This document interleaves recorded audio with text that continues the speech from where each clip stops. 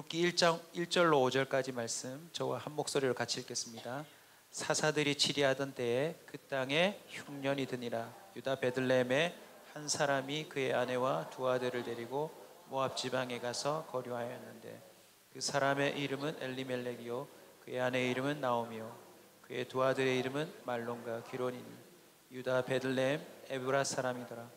그들이 모압 지방에 들어가서 거기서 살더니 나오미의 남편 엘리멜렉이 죽고 나오미와 그의 두 아들이 남았으며 그들은 모압 여자 중에서 그들의 아내를 맞이하였는데 하나의 이름은 오르바요 하나의 이름은 루시더라. 그들이 거기서 거주한 지 10년쯤에 말론과 기론 두 사람이 다 죽고 그 여인은 두 아들과 남편의 뒤에 남았더라. 네.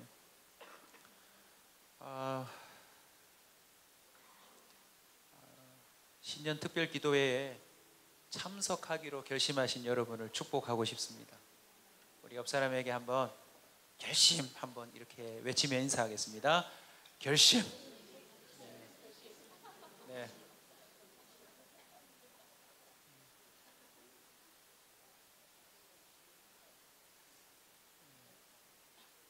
이거 그냥 이렇게 유도한다 생각하지 마시고 옆 사람 한 번 더 이렇게 인사해 주면 좋겠습니다. 내일 오실 거죠? 결심 한번 더 하겠습니다. 네. 네. 혹시라도 방금 인사한 사람이 내일 안 올 것 같다 싶으시면 누군가가 결심하고 집 앞에서 그 사람을 꼭 데리고 오셨으면 좋겠습니다.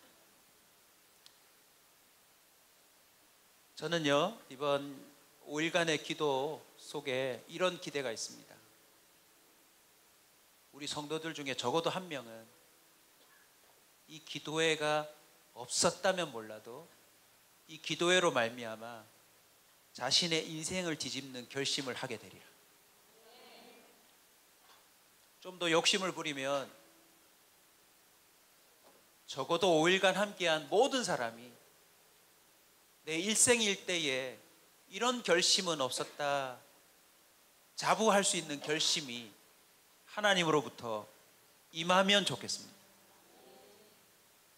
결심이라는 말의 사전적인 의미는 어떻게 하기로 자신의 뜻을 확실히 정하는 것을 가리킵니다. 한마디로 선택이죠, 선택. 그 선택이 말로만이 아니라 구체적으로 내가 이렇게 하겠다라고 실행에 옮기겠다는 굳은 의지를 표현하는 말이기도 합니다. 그래서요, 단순한 선택이 아닌 결심은 그 사람의 삶을 그만큼 바꾸어 놓습니다. 오늘도 여러분 국밥 맛이 있으셨죠? 사실은 건강상으로나 나이상으로 볼 때 제일 국밥 끓이기 힘든 두 분이 끓이셨어요. 그런데 결심하니까 제가 앉아서 국밥 먹는 사람들만 봐도 참 행복하다. 이렇게 두 사람만 결심을 해도 한 교회의 성도들이 배부를 수 있구나. 여러분 이 놀라운 사실을 기억하십시오. 내가 결심하면 누군가가 은혜를 누릴 수 있습니다. 오병이어의 어느 꼬마인지는 모르지만 자신의 먹을거리를 내어놓을 때 그 수천 명 수만 명이 예수 그리스도로 말미암는 그 떡과 생선을 맛보았다는 사실. 우리는 그의 이름을 기억하지 못하지만 성경이 기록하였고 하나님은 그를 기억하는 줄로 믿습니다. 5일간 룻기를 볼 텐데요, 룻기를 보시면 그 짧은 성경 가운데 결심으로 말미암아 인생이 뒤집어지는 이야기가 너무 명확하게 나와요. 사사들이 치리하던 때입니다. 성경 배경을 모르시는 분도 여기 계시기 때문에 좀 설명을 드리면 사사들이 치리하던 때는 이렇게 설명할 수 있어요. 각기 소견에 오른 대로 사는 시대. 그러고 보니까요, 사사들이 치리하던 시대는 그때만이 아니에요. 지금도 각기 소견에 오른 대로 살지 않습니까? 이제는 아침에 네가 남자면 저녁에 여자 해도 돼. 그걸 허용해 주는 시대가 됐어요.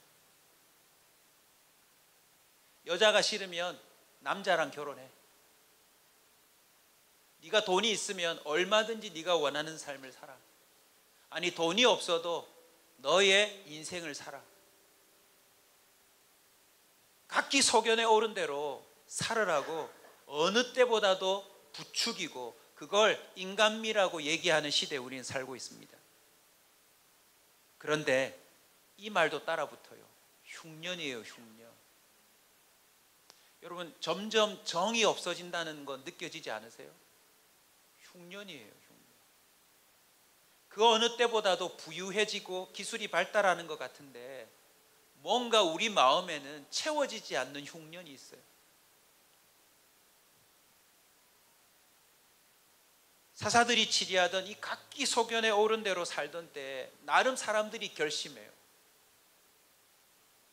그런데 거기서 진짜 흉년을 경험하는 사람이 있는가 하면 흉년인데도 더할 나위 없이 풍요로움을 경험하는 사람이 있어요. 뭐 때문에? 결심 때문에.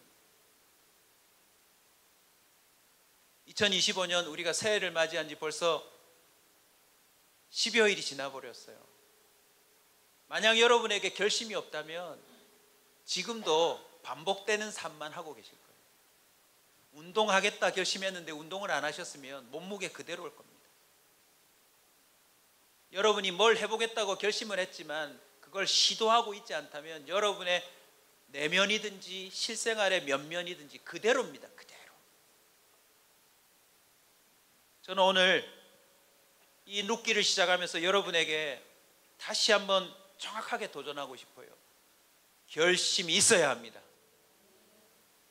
결심의 유무에 따라서 우리의 2025년은 확연히 달라질 겁니다. 그런데 또 중요한 게 있어요. 결심이 있다고 다 되는 게 아니에요. 결심을 유지할 수 있는 힘을 또 주님이 주셔야 되고요. 그 결심의 방향도 선해야 돼요. 결심의 유무, 결심의 종류, 결심의 수준에 따라 우리의 삶은 결정될 겁니다. 2025년 연말 성구영신 예배 때 이 특별 기도 때에 하나님이 부어주신 결심이 있다면 그 사람은 반드시 달라진 삶을 하나님 앞에 내어놓고 감사하고 기뻐하고 춤추며 예배할 줄 믿습니다. 그러나 결심이 없다면요, 별로 기대할 게 없어요.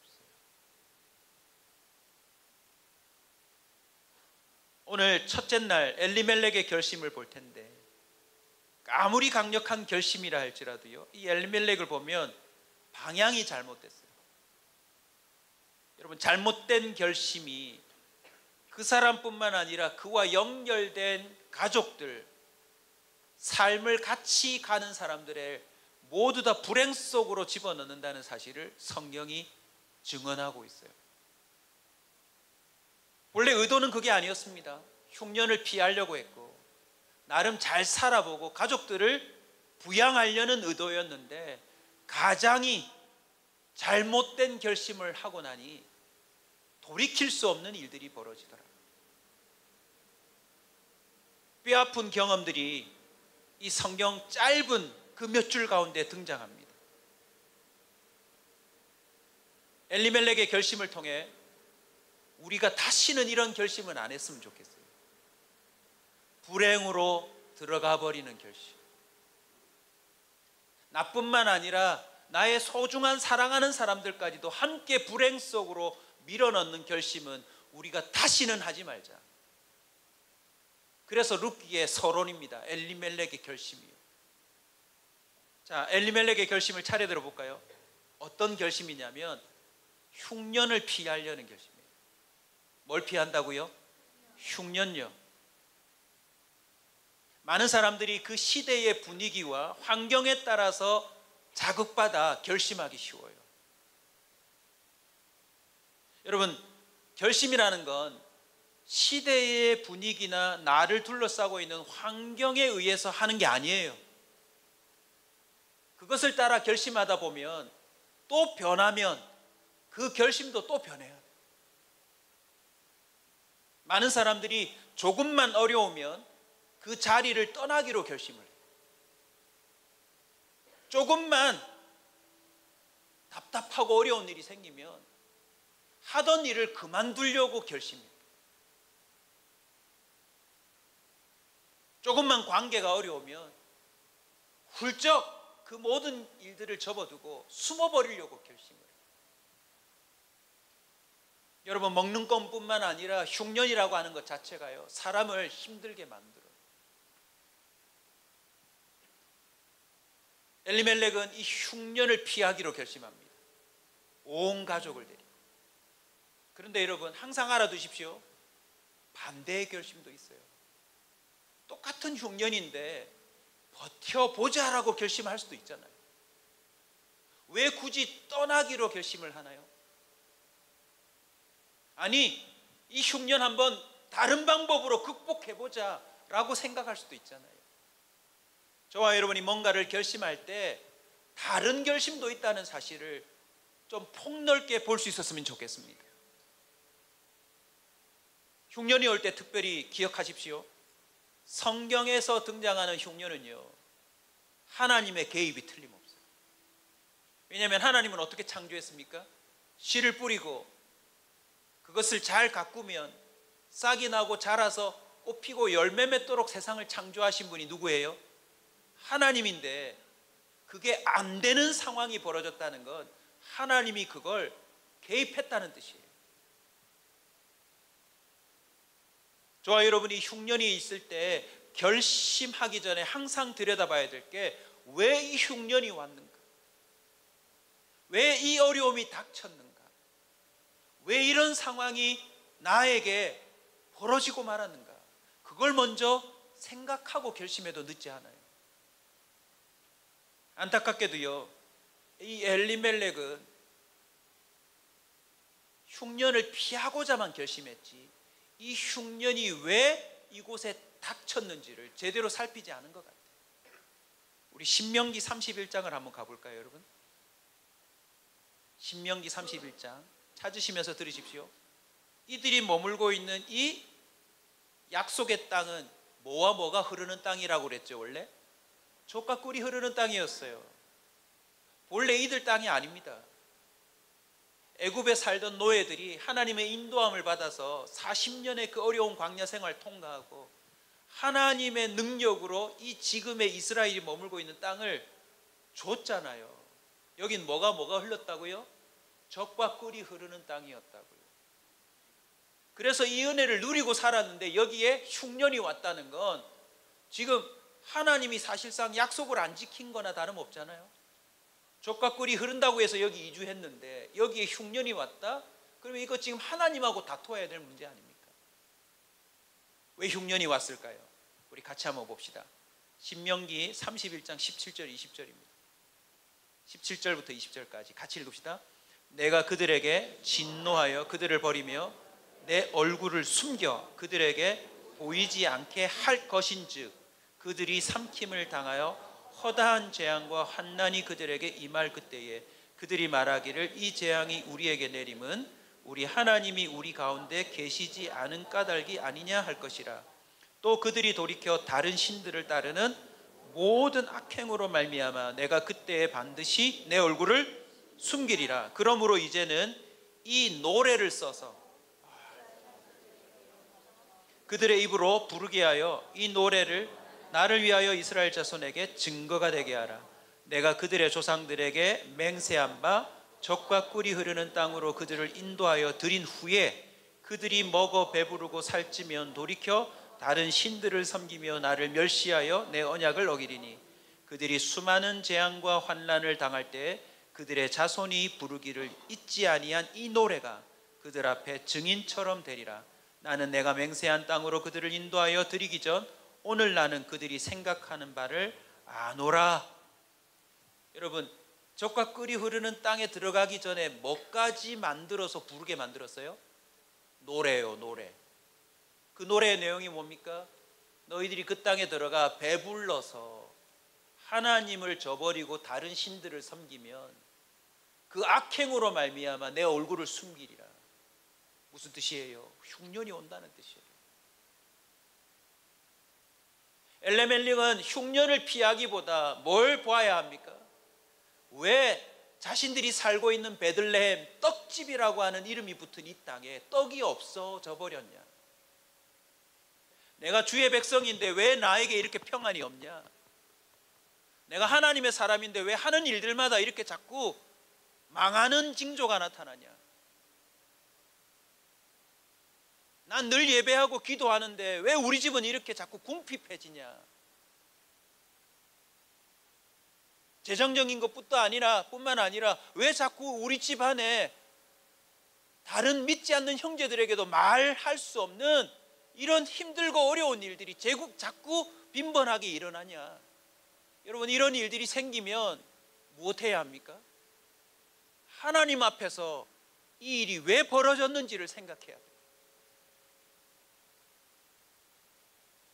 하나님의 본심은 무엇입니까? 재앙이 아니에요. 하나님은 우리에게 에덴을 주신 분이에요. 공중에 나는 새를 봐라. 그는 농사도 짓지 않아요. 창고도 없어요. 들풀을 봐라. 하물며 너일까 보냐. 하나님의 마음이 그런 마음인데 우리의 삶의 터전이 흉년으로 가득하다? 그건요, 하나님 앞에서 해결해야 될 문제예요. 혹시 여러분에게도 흉년이 있나요? 여러분, 흉년을 피하려고 결심하지 마세요.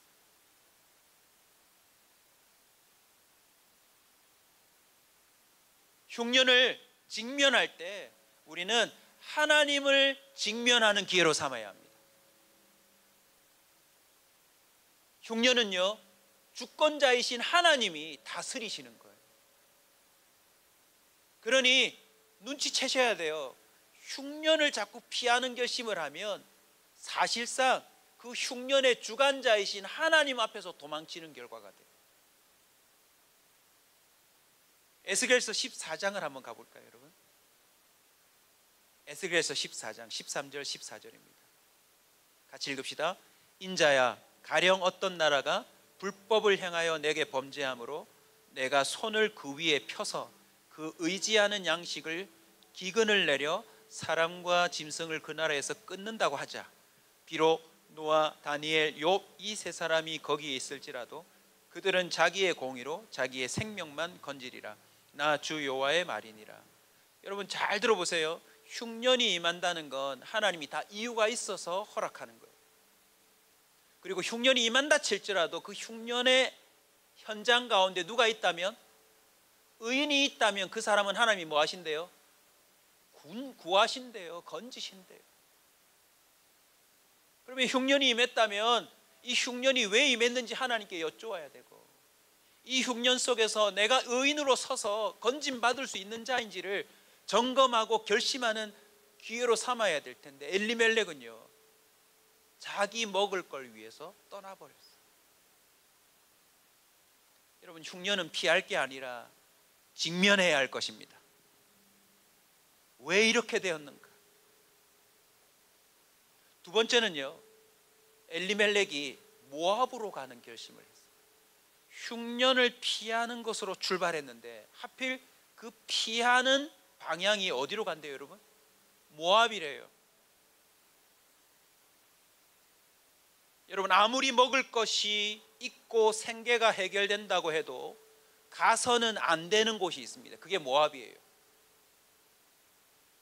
성경적 지식이 없는 분들을 위해서 또 설명을 좀 드립니다. 이 모압은요, 역사적으로 고슬로 올라가면 아브라함이 하나님의 말씀을 따라 결심하고 움직일 때 조카 누가 따라 나섭니까? 롯이라고 하는 조카가 아브라함을 따라 나서요. 그러다가 하나님의 은혜로 짐승 가축이 늘어나니까 짐승을 먹일 물이 필요하잖아요. 목동들이 서로 다투게 되었는데 조카 롯과 그 목동들이 물이 넉넉한 곳을 먼저 발견했어요. 여러분, 삼촌이 부모님 없이 자기를 키워줬으면 물이 넉넉한 곳이 오아시스처럼 발견되면 조카 제정신이 있다면 어떻게 말해야 되죠? 삼촌, 우리 다투지 말고 삼촌이 먼저 저 물이 넉넉한 곳에 가축 이끌고 가셔서 먹이시죠. 저는 또 제가 잘 찾아가겠습니다. 이게 도리 아니에요? 그런데 물이 넉넉함을 보고 삼촌을 사실상 배신하고 자기의 가축과 자녀들을 데리고 어디로 갑니까? 물이 넉넉한 곳으로 가는 결심을 해요. 근데 나중에 알고 보니까 거기가 어디였습니까? 불신자들도 아는 곳이에요. 불로 심판이 임한 곳. 어디입니까? 소돔과 고모라. 소돔과 고모라.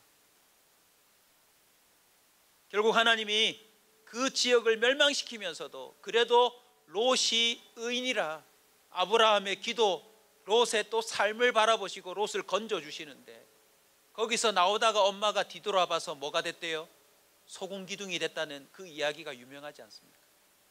근데 엄마는 그렇게 돼버리고 이제 두 딸만 남았는데, 그 두 딸이 세상에 자기가 살던 곳이 망하니까, 그리고 자기랑 결혼하기로 작정한 소위 약혼자들도 그 심판을 농담으로 여기고 같이 안 나오잖아요. 멸망당해버렸잖아요. 그러니 거기서 그 두 딸이 어떤 마음을 먹었죠? 아버지한테 술을 먹이고, 아버지가 술 취한 가운데 우리가 아버지랑 관계를 맺어서 자손을 유지시키자라는 마음을 먹어서 실제로 행동에 옮깁니다. 그리고는 거기서 나온 자녀가 암몬과 모압이라는 족속의 유래예요. 그래서 모압이란 말도 그 뜻이 뭐냐면 그녀의 아버지에게서 나온 아들이란 뜻이에요. 근친상간의 아들이란 뜻이 모압이에요. 그들의 문화와 그들의 후손들이 정착해 있는 곳이 모압이란 말이에요. 그러니 거슬러 올라가면 이 모압도 어디서 출발하는 겁니까? 하나님의 말씀을 따라가던 삶을 멈추고 자기가 살기에 좋은 넉넉한 곳을 찾아가는 삶으로부터 출발한 게 모압이에요. 거기서 배운 문화가 뭡니까? 하나님의 창조 질서가 아니고 이렇게도 할 수 있는 거지, 저렇게도 할 수 있는 거지. 질서 없이 자기가 원하는 삶을 언제든지 구현할 수 있는 세상이 모압이었던 거예요. 소돔과 고모라였던 거예요. 그러니 거기서 탄생한 게 또 모압 아닙니까? 지금도 성적으로 문란한 그 삶에 대하여서 소도마이즈라고 하는 단어를 찾아보세요. 그 당시의 문화를 지금도 반영하는 단어예요. 그럼 보십시오. 아무리 지금 흉년이 임하여 피한다고 해도 모압은 가면 안 돼요, 여러분. 적어도 말씀에 대한 배경이 있고 이 세상 돌아가는 판을 주님의 통치 아래에서 좀 눈치를 긁은 사람이라면 어디는 가면 안 돼요? 모압은 가면 안 돼요. 그런데 오직 기준이 뭐가 되었을까요? 흉년을 피한 잘 먹고 잘 사는 삶이에요. 신명기 23장 3절에 보면 미리 하나님이 그 모압에 대하여 경고하셨어요. 같이 한번 읽을까요? 암몬 사람과 모압 사람은 여호와의 총회에 들어오지 못한다. 그들에게 속한 자는 10대뿐 아니라 영원히 여호와의 총회에 들어오지 못한다. 사실상 이스라엘 백성으로서는 뭐 하지 말아야 될 사람들입니까? 아예 상종도 하지 말아야 될 사람으로 주님은 그렇게 선을 그으셨어요. 그리고 실제로 모압도요, 이스라엘 행진 가운데 방해꾼이었어요. 수많은 사람들이 지금도 넉넉함을 쫓는 결심을 합니다. 지금보다 좀 더 잘 살 수 있다면, 내 새끼들 좀 더 잘 먹일 수 있다면, 그들의 진로를 터줄 수 있다면 얼마든지 결심하고 나아가는 그런 가장들이 있어요. 그런데 거기가 모압이라는 사실을 자꾸 놓쳐요.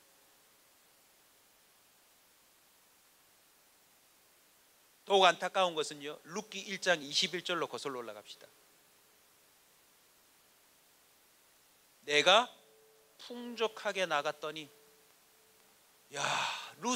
나오미의 고백입니다. 엘리멜렉의 아내의 고백. 나갈 때 어떻게 나갔대요? 풍족하게 나갔대요. 이 말이 남편도 살아있고 아들들도 살아있었다는 말도 포함되겠지만 사실은 그것만이 아니겠잖아요. 나름 흉년이었지만 그들은 모아놓은 게 있었나 봐요. 그러면 이스라엘 문화상으로는 어떻게 해야 합니까?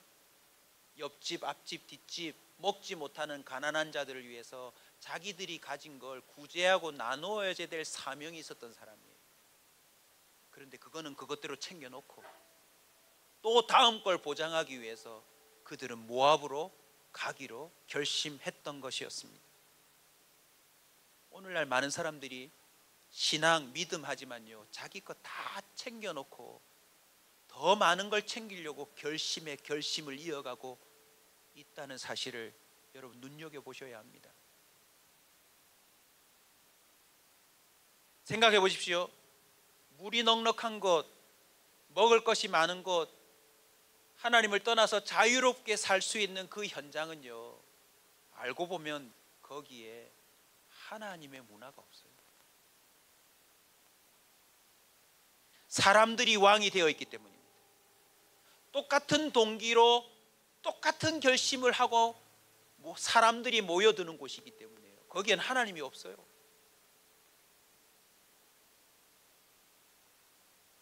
거기에는 주의 백성이 경계할 우상과 문화도 넘쳐났던 것입니다. 먹을 것만 많은 게 아니에요. 우리가 더 조심해야 할 세상의 문화와 악행이 그 자리에 더 가득하더라는 것입니다. 롯의 자녀들이 만든 민족이며 문화인데 한번 보십시다. 엘리멜렉의 아들들이 말론과 기론인데요, 이름을 뜻으로 보면 병약하다라는 뜻이에요. 뭔가 병적으로, 이 신체적으로 온전치 못했나 봐요. 그럼 생각해 보십시오. 안 그래도 몸과 마음이 심약한 아이들인데 이 두 아들을 데리고 그 모압 땅의 문화에 가서 이들이 견딜 수 있을까요? 하나님을 믿지 않는 옛날 사람들도 자녀 양육을 위해서는 맹모 삼천지교라 해서 더 좋은 곳으로 일부러 이동하는데, 이 엘리멜렉은 어찌된 연유인지요, 풍요를 위하여 엉뚱한 결심으로 가지 말아야 할 곳을 가버린 셈이 되는 것이었습니다. 여러분, 저와 여러분 어떤 결심을 해야 합니까? 자녀들의 신앙을 위해서라도 더욱 믿음을 지킬 수 있는 곳으로 우리는 이동해야 합니다. 자녀들을 살리기 위해서라도 더 풍요로운 곳에서 더 가난한 곳으로 갈 수 있는 용기를 내야 합니다. 시편 1편 1절이 증언합니다. 복 있는 사람은 악인의 꾀를 쫓지 않습니다. 오만한 자의 자리에 앉지 않습니다. 죄인의 길에 서지 않는 것입니다.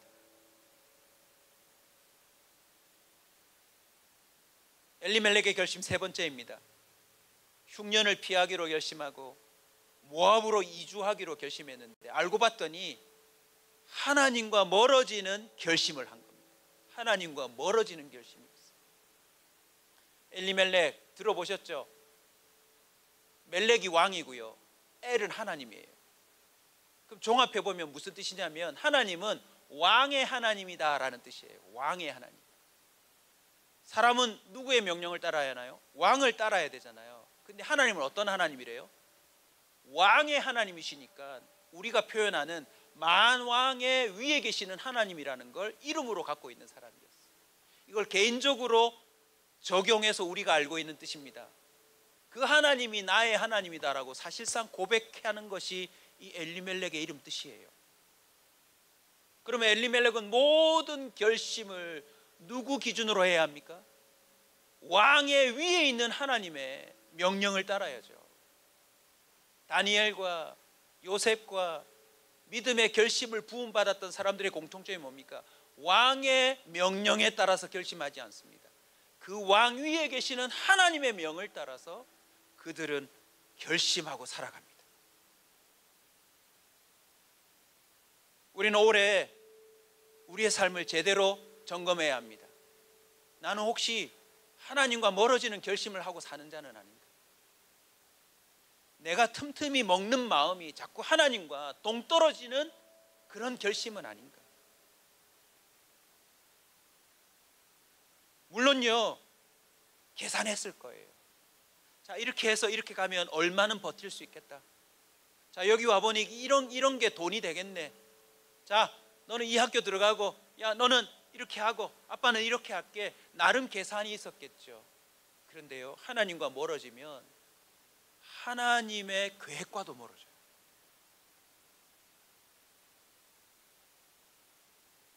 하나님이 그 땅에 부어주시는 은혜의 역사들과도 멀어집니다.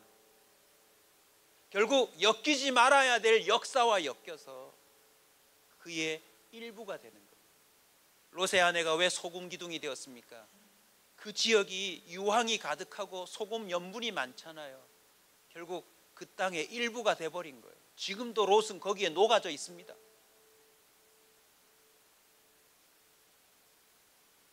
엘리멜렉 묵상하면 묵상할수록 아픈 게 뭔지 아세요? 그의 결심의 결론이 뭐죠? 오늘 읽으셨어요. 뭡니까? 거기서 죽습니다. 엘리멜렉이 거기서 죽어요. 그래서 저는 오늘 첫날이지만 더욱 여러분에게 비장한 마음으로 설교하고 싶어요. 왜요? 아직도 우리 교회 성도들이 살아있네요. 사실 우리 친해졌기 때문에 우리가 농담처럼 하는 말이지만 이 공식적으로 우리가 다시 한번 동의합시다. 우리 교회 성도들의 대부분의 특징이 뭐냐면 잘못된 결심으로 한 번씩 다 된통 당한 사람들이에요. 일단 부자가 없어요. 빚이 많아요. 여유가 없어요.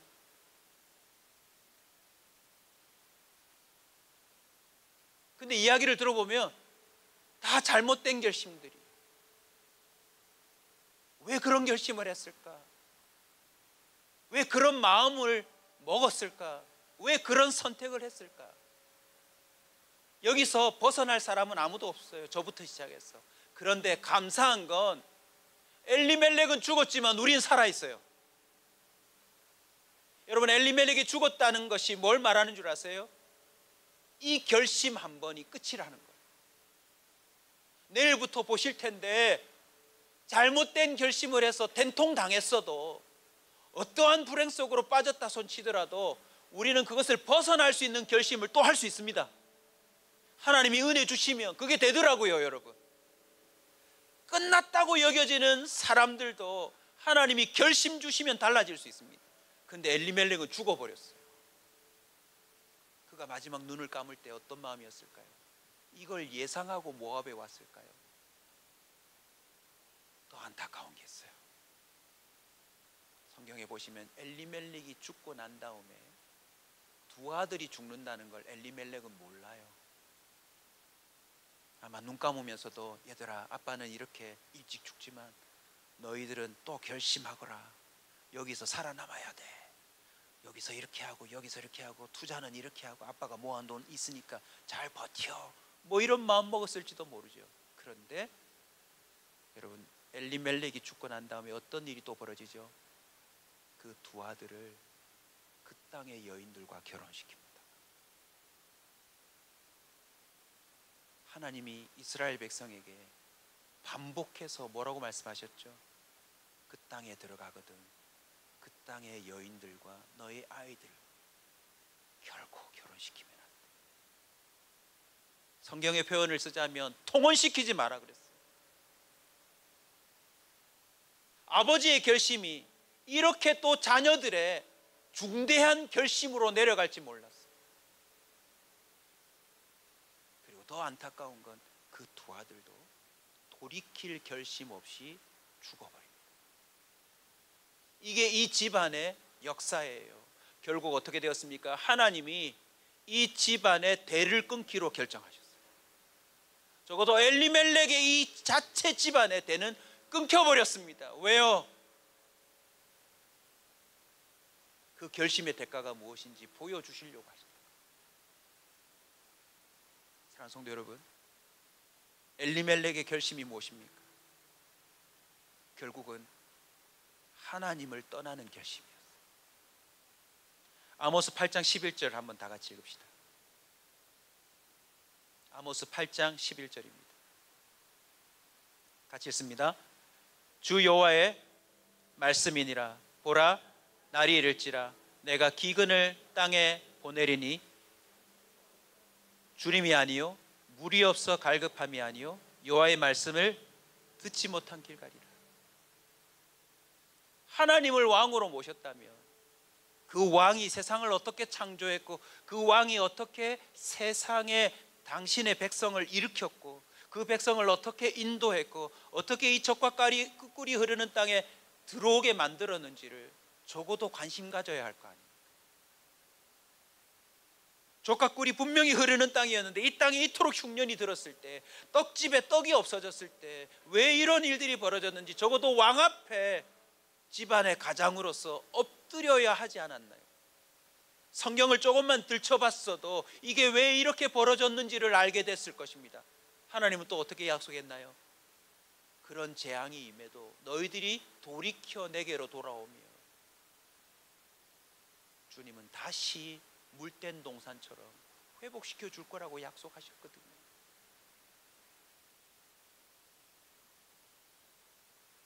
참 어이없는 일 아닙니까?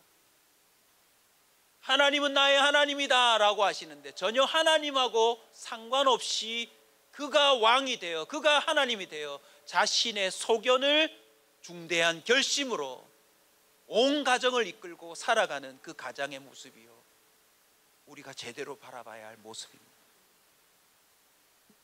저는 이제 우리 교회의 모든 가장들을 위해서 기도하고 싶습니다. 여러분, 오늘 첫 번째 기도 제목이기도 합니다. 우리 교회 아빠들을 위해서 기도해 주세요.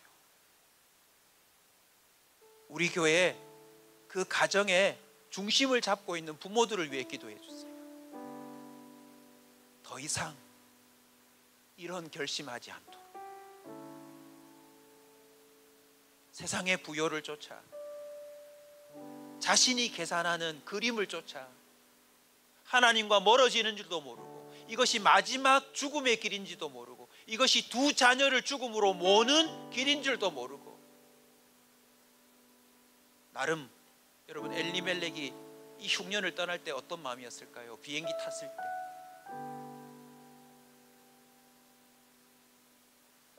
지금도 알게 모르게 대한민국에 전쟁이 날까 봐 대한민국의 이런 정치 상황을 두고 실제로 이민을 떠나는 사람들이 꽤 많이 늘어났답니다.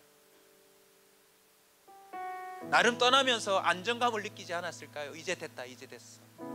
우리는 산다, 우리는 아직도 가진 게 있으니까, 그리고 저기 아직 먹을 게 있으니까. 그런데 이렇게 비참하게 끝날지 누가 알았겠어요?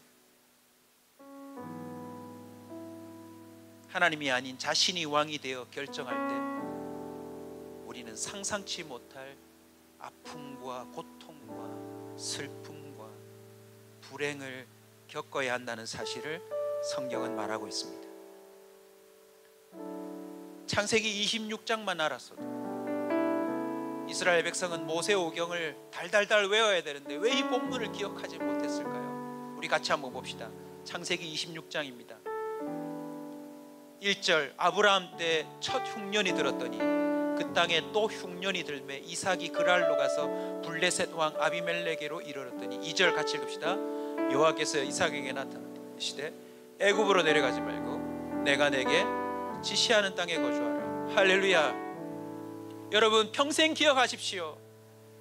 아빠들이여 기억하십시오. 흉년의 때에 하나님은 주의 백성들에게 지시하시는 분입니다. 우리가 결정할 일이 아니라 하나님이 우리에게 말씀하시는 분입니다. 결과가 뭔가요? 12절 13절 같이 읽읍시다. 이삭이 그 땅에서 농사하여 그 해에 100배나 얻었고 여호와께서 복을 주심으로 13절요 그 사람이 창대하고 왕성하여 마침내 거부가 되었다. 할렐루야. 아브라함도 말씀을 따라 움직였고 이삭도 말씀을 따라 움직이니 아브라함의 하나님이 그 자녀의 하나님이 되더라는 것입니다. 그 윗대의 하나님이 흉년의 때에 책임져 주시더니 아들의 흉년의 때에도 하나님이 책임져 주시더라는 것입니다. 아멘. 흉년의 때 먹을 건 사라지지만 하나님은 사라지지 않습니다. 로마서 8장 35절입니다. 오늘도 찬송 우리 청년들이 인도하는데요, 가사 하나하나가 얼마나 크게 울림이 되었는지 제가 휴지를 한금 챙겼습니다. 세상 끝날까지 내가 너를 책임지리라. 이게 하나님 마음입니다. 여러분, 우리는 하나님의 결심을 이해해야 합니다. 나를 믿기로 결심한 자들, 나의 말씀을 붙들고 있으라 하는 그 자리에 있기로 결단한 자들을요, 하나님은 이렇게 응대하십니다. 누가 우리를 그리스도의 사랑에서 그늘이요 환난이나 공고나 박해나 기근이나 적신이나 위험이나 칼이랴. 여러분, 흉년이 우리를 주님의 사랑에서 끊지 못합니다. 열왕기야 엘리야 시대를 유심히 보십시오. 흉년의 때에 국가가 책임지지 못하는 과부에게 하나님은 그릇을 준비시키시고 그 빚을 다 갚도록 도와주십니다. 국에 독이 들어갔는데 그 흉년의 때에 먹을 게 없어서 그 현장에 버티면서 생도들이 그 말씀을 의지하고 있을 때, 독을 먹고 죽을 위기에 놓였을 때 주님은 선지자를 통하여 그 독을 해독시킵니다. 뿐만이 아니에요. 열왕기야 4장 42절부터 한번 읽어보십시다. 한 사람이 바알 살리사에서부터 와서 처음 만든 떡 곧 보리떡 20개와 또 자루에 담은 채소를 하나님의 사람에게 드린지라. 그가 이르되 무리에게 주어 먹게 하라. 여러분, 이 한 사람 이름도 나오지 않는데 얼마나 귀합니까? 흉년의 때에 자기 먹을 거 재어놔야죠. 그런데 그 보리떡을 20개나 들고 와서 하나님의 사람에게 맡깁니다. 왜요? 먹으라고. 어떻게 됩니까? 43절, 그 사환이 이르되 내가 어찌 이것을 100명에게 주겠나이까. 엘리사는 또 이르되 무리에게 주어 먹게 하라. 여호와의 말씀이 그들이 먹고 남으리라. 44절 크게 외칩시다. 그가 그들 앞에 주었더니 여호와께서 말씀하신 대로 먹고 남았더라. 여러분, 구약이든 신약이든 주님이 우리에게 주시는 메시지가 뭡니까? 내 백성은 내가 먹인다입니다. 아무리 흉년이 임하여 죽을 것 같아도 주님의 그 말씀 안에 머무는 자들을 하나님은 책임지십니다. 이제 기도할 텐데요, 여러분, 다니엘 그냥 늘 아는 이야기라고 넘기지 마세요.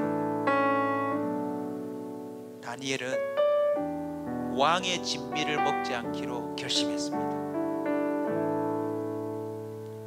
앞에 차려진 풍요의 상인데 그는 왜 거부합니까? 왕 위에 있는 하나님의 기쁨이 되기 위해서입니다. 여러분 앞에 아무리 강력한 수익과 수확이 차려져도 하나님 앞에 기쁨이 되지 않을 것 같으면 도리어 흉년을 자처할 수 있는 믿음의 사람이 되시길 주의 이름으로 축원합니다. 어떻게 되었나요? 우리 같이 한번 읽읍시다.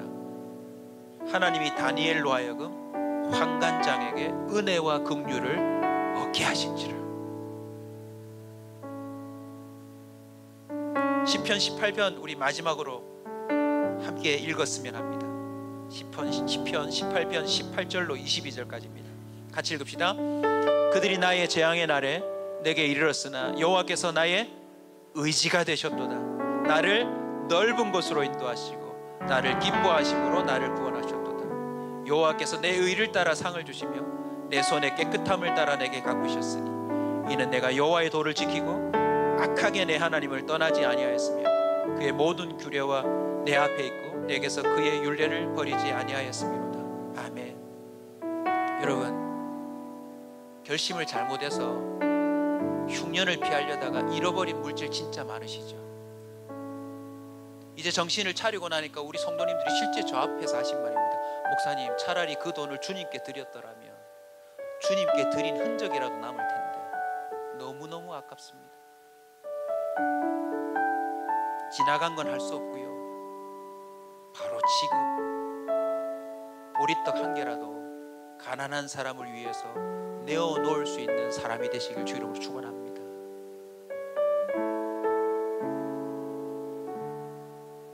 우리 다 함께 이 말씀을 생각하면서 결단합시다. 주님, 내 평생에 이제 엘리멜렉의 결심은 없게 하옵소서. 아무리 어려워도 주님이 있으라는 곳에 있게 하여 주옵소서. 아무리 풍요가 저기 있다 해도 하나님이 기뻐하시지 않으면 가지 않게 하여 주옵소서. 내가 있어야 할 자리, 내가 지켜야 할 자리, 바로 하나님 동행하는 자리입니다. 우리 다 함께 일어나셔서 한번 같이 찬송하십시다. 주님 말씀하시면 내가